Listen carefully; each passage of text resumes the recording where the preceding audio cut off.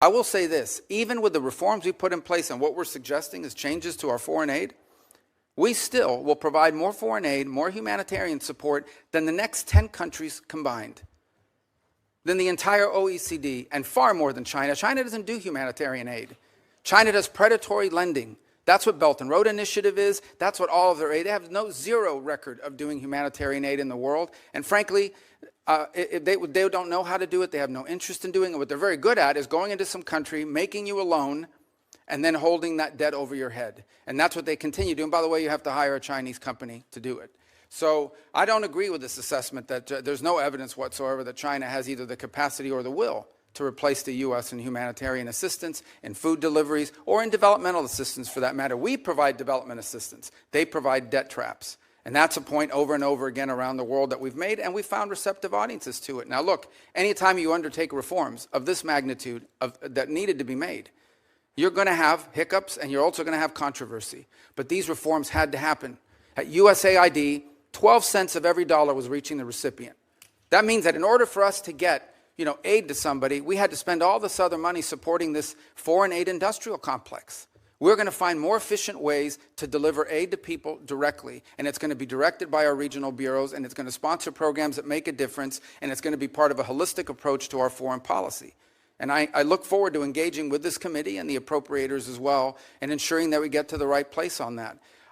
My last point I would make, and this is something I am very proud of. I believe, and I'm not besmirching anyone else, but I believe that the approach we have taken at the State Department, and frankly at USAID, but at State Department, to move forward reforms that involved intake from all of our partners, that required input from people within the building. Many of the reforms we've made were driven by people inside the building, many of whom have worked there for 20 or 30 years. And now we are engaged with Congress, both in the House and Senate, in a comment period where we're taking many of your comments and are making changes to our organizational proposals that we look forward to bringing back to you with an official congressional notification. And even after that, there'll be an opportunity to move forward. But the State Department had to change.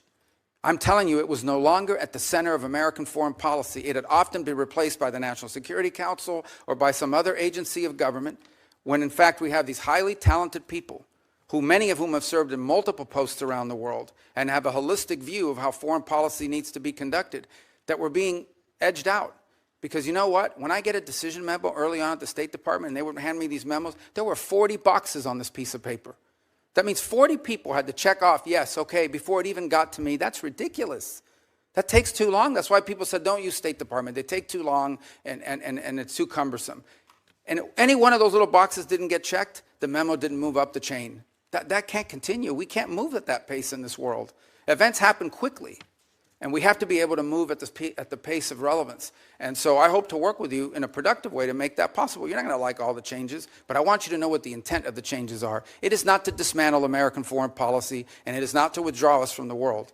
Because I just hit 18 countries in 18 weeks. That doesn't sound like much of a withdrawal.